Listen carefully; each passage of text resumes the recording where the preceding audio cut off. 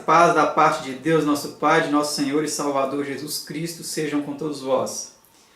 Mais uma vez vamos estudar a Palavra de Deus. O estudo de hoje é o estudo de número 61, que tem como título A Mensagem Final do Evangelho, uma advertência contra o falso culto. É um estudo muito importante. É um estudo realmente imperdível. Você precisa tomar ciência desse estudo, convidar outras pessoas para assisti-lo, compartilhar também com outras pessoas e entender o que vamos estudar hoje.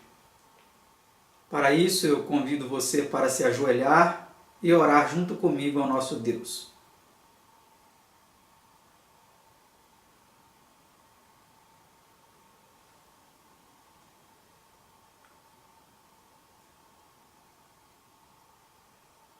Grandioso Deus, eterno Pai, louvado e engrandecido seja o Teu nome, e o nome de Seu Filho unigênito, nosso Senhor e Salvador Jesus. Vamos estudar agora, Senhor, a Tua Palavra mais uma vez. O tema que vamos estudar hoje é um tema de muita importância, Senhor, da Tua Palavra.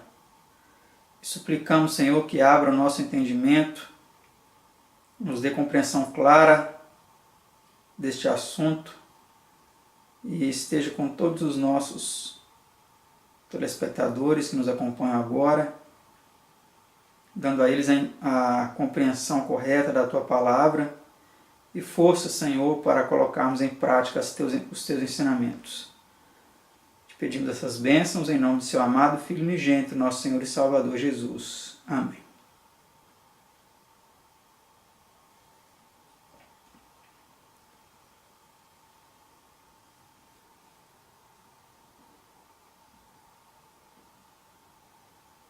Vamos então dar continuidade aqui, dando início então às perguntas e respostas do nosso tema de hoje. A pergunta de número 1 é essa que você vê aí agora, que indica que as mensagens da hora do juízo da queda de Babilônia constituem partes integrantes de uma tríplice mensagem. Vamos ver o que indica isso. E seguiu-os o terceiro anjo, dizendo com grande voz, Apocalipse 14, 9, primeira cláusula. Então, como nós vemos, é uma sequência completa de 3 mensagens a serem transmitidas em todo o mundo pelos mensageiros, que aqui são comparados como anjos, pelos mensageiros de Deus. Vamos para a pergunta 2. Que apostasia da adoração de Deus é mencionada nessa mensagem? Vamos ver então que apostasia é essa. Se alguém adorar a besta e a sua imagem e receber o sinal na sua testa ou na sua mão, mesmo versículo, última parte. Aqui nós estamos apenas tratando desse ponto aqui, do estudo, por isso que o versículo ele não continua, mas o versículo ele é completo, Então aqui nós vemos que a apostasia de que se trata é uma falsa adoração. É a adoração à besta e à sua imagem. Em contraste com a adoração a Deus e ao seu Filho unigênito, que é a sua imagem e semelhança, sua perfeita imagem, O Filho é a imagem do Pai. Então aqui nós temos um falso culto à besta e à sua imagem. Terceira pergunta. Qual será a sorte dos que, em vez de adorarem a Deus, adotarem esse falso culto? Vamos ver qual será a sorte deles. Também este beberá do vinho da ira de Deus, que se deitou não misturado no cálice da sua ira, e será atormentado com fogo e enxofre diante dos santos anjos e diante do Cordeiro.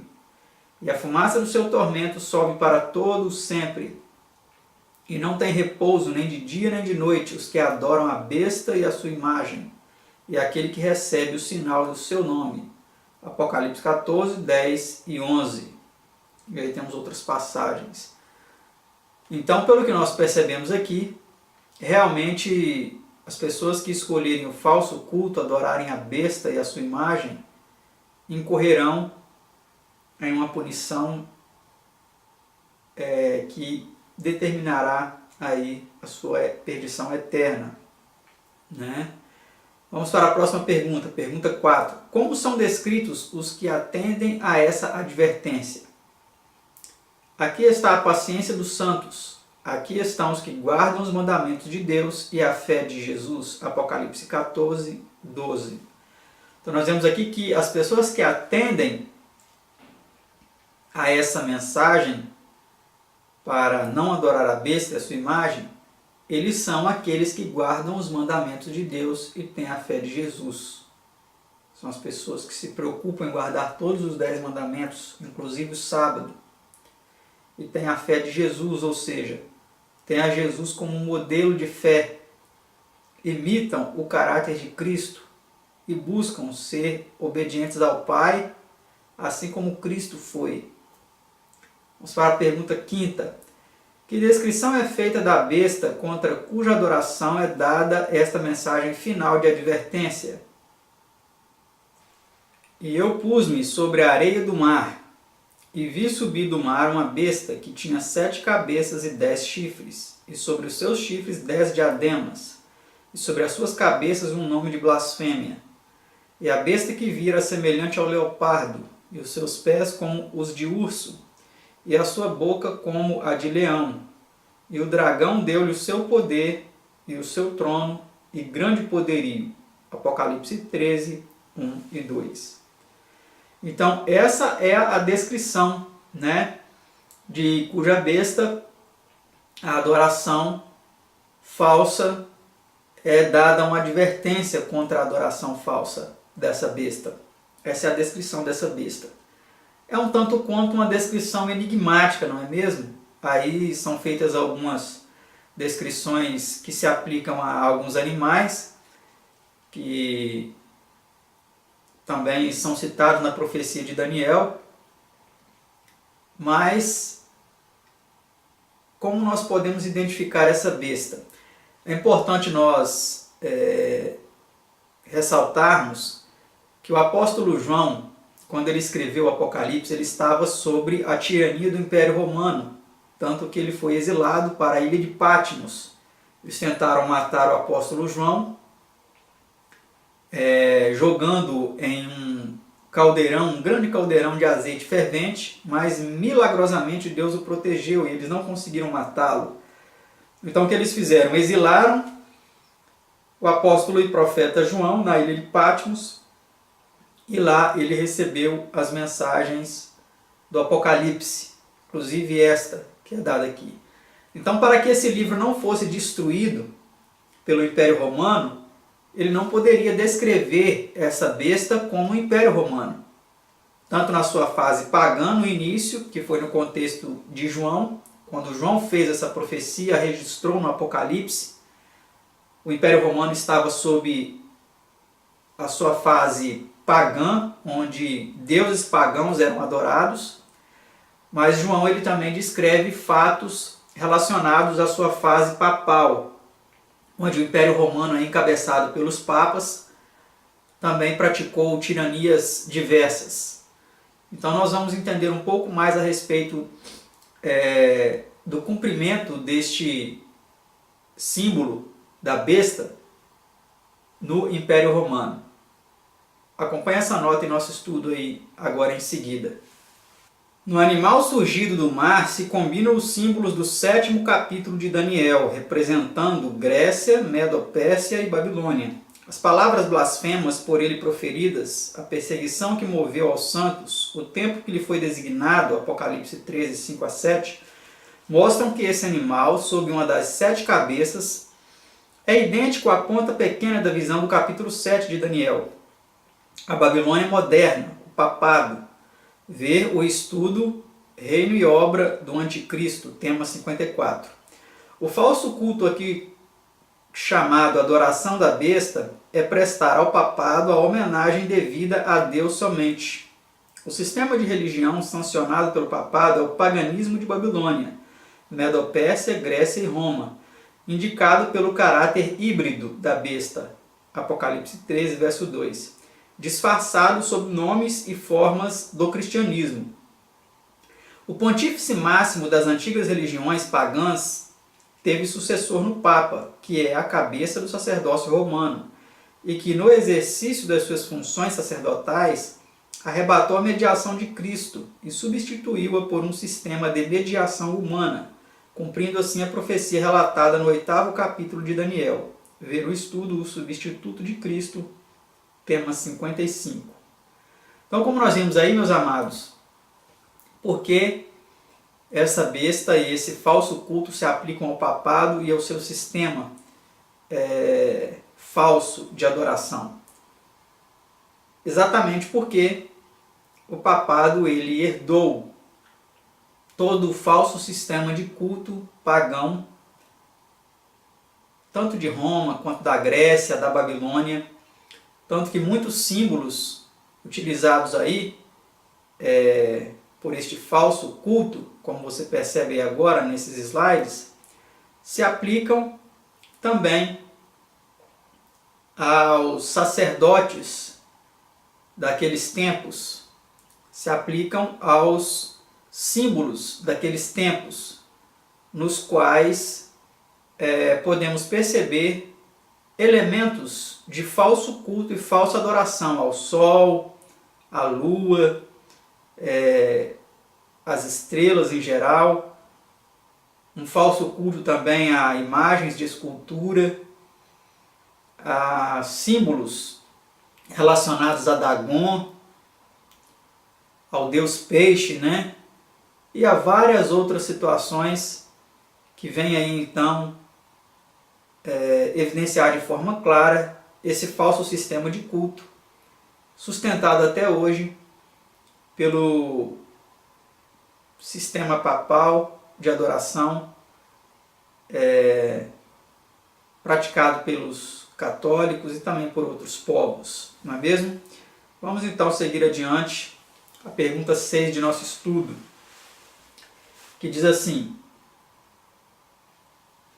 que desafio é feito pelos que adoram a besta? Vamos ver que desafio é esse.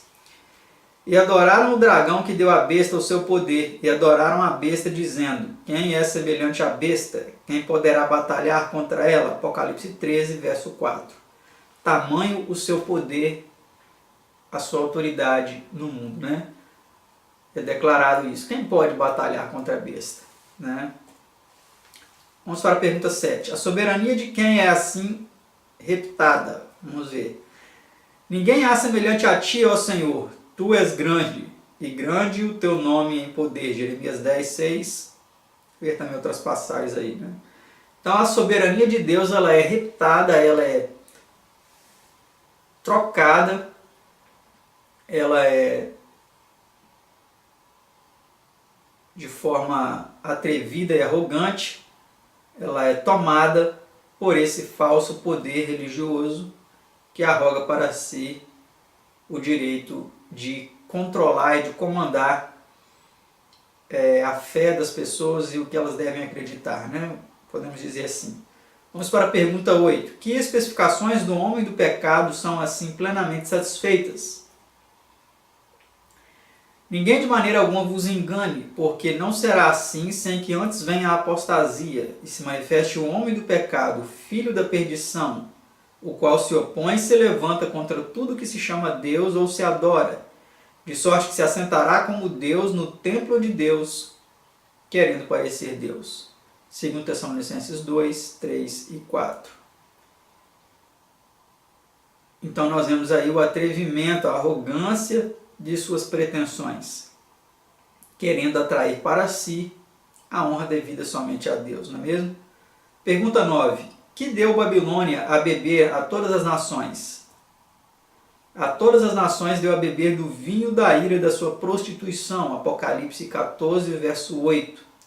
Já vimos no estudo anterior que este vinho são as suas falsas doutrinas, os seus falsos ensinamentos, em contraste aí com o puro vinho dado por Cristo, do novo concerto, do seu sangue, que é o Evangelho verdadeiro, o Evangelho eterno. Vamos para a próxima pergunta, pergunta 10. Que terão de beber os que aceitam os ensinos da Babilônia, rendendo assim homenagem à besta? Também este beberá do vinho da ira de Deus, que se deitou não misturado no cálice da sua ira. Apocalipse 14, verso 10, primeira parte. Então aqueles que beberem o vinho de Babilônia e se embriagarem com ele, não quiserem se desintoxicar desse vinho, eles beberão do vinho da ira de Deus, sem mistura de misericórdia. Por isso é importante abandonar esses falsos ensinamentos, esse falso vinho, tá? Para que você não se embriague de tal forma que venha então a perder completamente os seus sentidos, as suas percepções reais da verdade, e venha se desencaminhar até a perdição, onde receberá o vinho da ira de Deus. Por isso fique atento, não subestime o que estamos tratando aqui. Leve a sério, se aprofunde nesses assuntos, pesquise a verdade por si mesmo, para compreender qual é a vontade de Deus para você. Essa nota em nosso estudo diz assim: o cálice de Deus que contém um novo concerto no sangue de Cristo e o cálice do vinho da ira de Babilônia são ambos oferecidos ao mundo. Beber do primeiro, isto é, aceitar o ensino do Evangelho verdadeiro, é receber vida eterna. Mas beber do vinho de Babilônia, isto é, aceitar o Evangelho falso ensinado pelo papado, resultará em beber do vinho da ira de Deus, do cálice da sua indignação. O Evangelho verdadeiro significa vida eterna, o falso Evangelho significa morte eterna. Então está aí claro o contraste, né? Qual vinho você beberá? Faça a sua escolha. Aqui é uma linguagem figurada que está sendo usada. Faça a sua escolha. Qual ensinamento, qual evangelho você vai receber? Você vai introduzir na sua vida. Assim como as pessoas que se embriagam com o vinho, introduzem o vinho dentro do seu organismo, nós temos que introduzir em nosso interior um desses dois vinhos. Um nos levará à perdição, o outro nos proporcionará rejuvenescimento espiritual, vida eterna. Vamos para a pergunta 11. Sob que ameaçadora penalidade é imposto o culto à imagem da besta? Vamos ver que ameaça é essa. E foi-lhe concedido que desse espírito à imagem da besta, para que também a imagem da besta falasse e fizesse, aqui entre colchetes, decretasse, traduzido por nós, que fossem mortos todos os que não adorassem a imagem da besta. Apocalipse 13, 5. Para explicação da imagem da besta, ver o estudo dos Estados Unidos na profecia, a página 262. Provavelmente vamos ver esse estudo um pouco mais à frente. Mas então aqui, para que nós entendermos, né, será imposta essa marca da besta, né, para que aqueles que não adorarem, praticarem esse falso culto, eles sejam mortos, né. Será então a força, né, que será imposta essa adoração, que hoje já é praticada, ela é ensinada no mundo inteiro. A adoração a um falso Deus, que é o Deus Trino, a um falso dia de culto, que é o domingo, né? Então esse sistema falso de culto, de adoração, ele será imposto por lei em determinado momento da história. E isso determinará a morte, um decreto de morte para aqueles que não aceitarem. É certo que Deus terá os seus fiéis que se manterão firmes, né, e não aceitarão essa imposição de um falso culto. Vamos para a pergunta 12. Que boicote universal será aplicado como tentativa de introduzir todos os que receberem o sinal da besta? E faz que a todos, pequenos e grandes, ricos e pobres, livres e servos, lhes seja posto um sinal na sua mão direita ou nas suas testas, para que ninguém possa comprar ou vender, senão aquele que tiver o sinal, ou o nome da besta, ou o número do seu nome. Apocalipse 13, 16, 17. Concernente ao sinal da besta, vê o estudo sobre o selo de Deus e o sinal da apostasia, página 447, que é algo que veremos um pouco mais adiante. Mas só para nós termos ciência, nós vimos aqui claramente que será algo imposto em todo mundo, e para ricos, pobres, livres e servos, pequenos, grandes, para todos. indistintamente. E aqueles que não aceitarem, de fato, eles serão punidos, serão perseguidos, né? Vamos para a próxima pergunta, pergunta 13. Qual é o poder real que opera por meio da besta e de sua imagem, exigindo adoração? Vamos ver que poder é esse.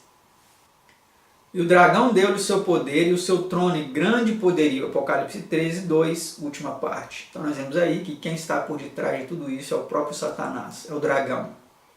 Ele que deu à besta, ao papado, o seu poder.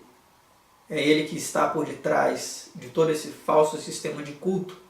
Porque ele quis ser adorado no céu como o terceiro, abaixo de Cristo. Deus o Pai, o seu Filho unigênito, recebiam no céu toda a honra e toda a adoração. E como ele, sendo o primeiro anjo lá no céu, querubim cobridor, aquele ao qual todos os outros anjos recebiam ordens e obedeciam, ele se orgulhou, ele se exaltou e quis também receber a adoração que era devida somente a Deus e a Cristo. E por isso, então, ao ser expulso do céu, ele criou em todas as nações, desde os primórdios, né, do mundo, ali em Babel já, né, nascendo ali na Torre de Babel, já um falso sistema de adoração, com Nimrod ali, né, os Semíramis, com os personagens envolvidos ali naquela trama. Você pode pesquisar na história, não vamos nos aprofundar aqui agora, porque não é o tema, mas só para dar uma contextualizada a respeito do propósito de Satanás, em implantar esse falso sistema de culto a um Deus trino e implantando também adoração ao sol, ao culto no dia de adoração ao sol, que é o domingo, e assim por diante, né? Então, o inimigo, Satanás, o inimigo das almas, é aquele que está por trás de tudo isso, né? Vamos para a pergunta 14 agora. Quem é esse dragão? Vamos ver. Já falamos, mas vamos ver biblicamente, né? E foi precipitado o grande dragão, a antiga serpente, chamada o diabo e Satanás, que engana todo mundo. Ele foi precipitado na terra e os seus anjos foram lançados com ele. Apocalipse 12, verso 9. Já explicamos aqui, né? Não há necessidade de explicarmos novamente. Pergunta 15. Como tentou o diabo induzir Jesus a adorá-lo? Vamos ver então o atrevimento de Satanás aqui agora. E o diabo, levando-o a um alto monte, mostrou-lhe num momento de tempo todos os reinos do mundo e disse-lhe o diabo: dar-te-ei a ti todo este poder e a sua glória, porque a mim me foi entregue e dou a quem quero. Portanto, se tu me adorares, tudo será teu. São Lucas 4, 5 a 7. Então nós vemos aqui o atrevimento de Satanás, querendo com que Cristo, o Criador, juntamente com o Pai de todas as hostes celestiais, se curvasse e o adorasse. É uma petulância tremenda, não é mesmo? Tudo isso será teu, se prostrado me adorares. Jesus não aceitou, mas hoje tem muitas pessoas aceitando isso, se prostrando perante o inimigo e as suas propostas e as coisas que ele oferece para adorar Satanás em troca de bens materiais, de fama, de dinheiro, de riquezas. Estão vendendo suas almas ao inimigo a troco da perdição eterna. Isso é terrível, né? Mas Jesus, ele foi vitorioso, ele venceu com está escrito. E nós também podemos vencer com está escrito, citando as Escrituras para destruir os seus sofismas. Vamos para a pergunta 16. Como mostrou Jesus sua lealdade a Deus? Vamos ver o que Jesus fez. Vamos ver então o que Jesus respondeu. E Jesus respondendo disse-lhe: vai-te para trás de mim, Satanás, porque está escrito: adorarás o Senhor teu Deus e só a ele servirás. São Lucas 4, verso 8. Então nós vemos aqui, meus amados, como nós já dissemos, que Jesus venceu a Satanás, como está escrito, e diz que somente o Pai era digno de ser servido, de ser adorado. Vamos ver essa nota em nosso estudo que diz o seguinte: a tríplice mensagem angélica de Apocalipse 14, 6 a 12 é proclamada em relação com as cenas finais do grande conflito entre Cristo e Satanás.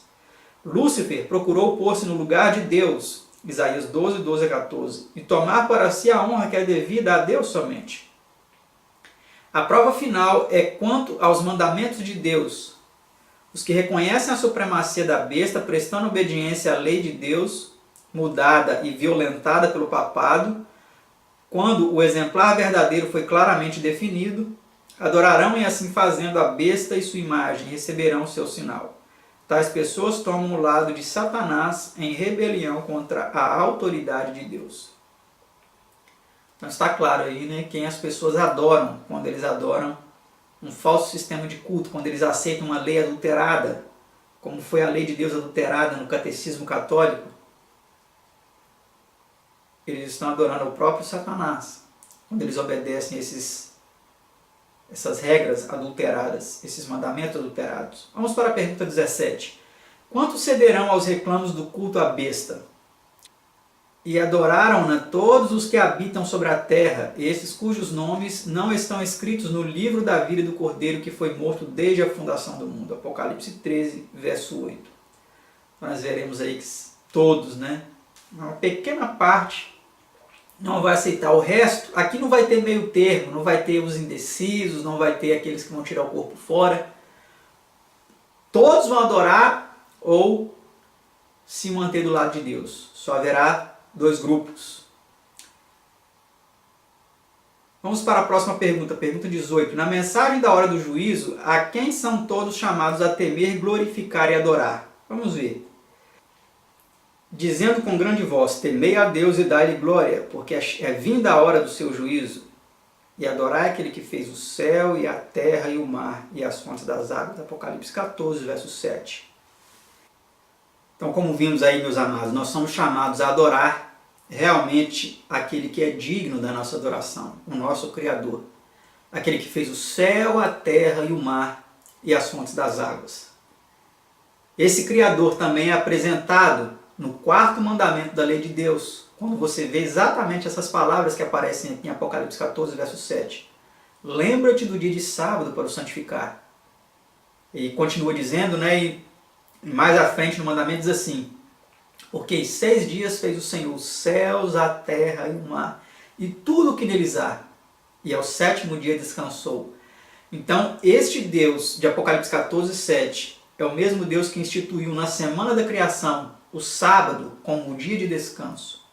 E quando nós estamos nos opondo a este mandamento e obedecendo um dia que não foi instituído por Deus, mas sim pelo papado, porque eles mesmos reconhecem que foram eles que instituíram esse dia de guarda, nós estamos então, ao invés de adorar o Criador, estamos prestando a nossa adoração à besta e à sua imagem. Precisamos estar muito atentos para não incorrermos nesse gravíssimo erro. Vamos para a última pergunta de nosso estudo, a pergunta 19, que diz assim: quem cantará o cântico de Moisés e do Cordeiro junto ao mar de vidro? E vi um como mar de vidro misturado com fogo, e também os que saíram vitoriosos da besta e da sua imagem, do seu sinal e do número do seu nome, que estavam junto ao mar de vidro e tinham as harpas de Deus. E cantavam o cântico de Moisés, servo de Deus, e o cântico do Cordeiro, dizendo: grandes e maravilhosas são as tuas obras, Senhor Deus Todo-Poderoso. Justos e verdadeiros são os teus caminhos, ó Rei dos santos. Quem te não temerá ao Senhor e não magnificará o teu nome? Porque só tu és santo, por isso todas as nações virão e se prostrarão diante de ti, porque os teus juízos são manifestos. Apocalipse 15, 2 a 4. Então nós vemos aqui, meus amados, que mesmo aqueles que não quiseram render a sua adoração a Ele, um dia todas as nações se prostrarão em reconhecimento que só Ele é digno de adoração. Até o próprio Satanás e os anjos caídos farão isso. Porque só Ele é digno de adoração. Não quer você adorar ao Deus verdadeiro, ao Pai de nosso Senhor Jesus Cristo, adorar também juntamente o seu Filho, o nosso Senhor Jesus, porque foi ordenado por Deus que nós assim o fizéssemos. Que esse seja o seu desejo, que você se renda à adoração verdadeira, para que dentro em breve possamos estar pronunciando esse cântico de Moisés e do Cordeiro. Que Deus os abençoe e até o nosso próximo estudo, se Deus quiser. Tchau, tchau.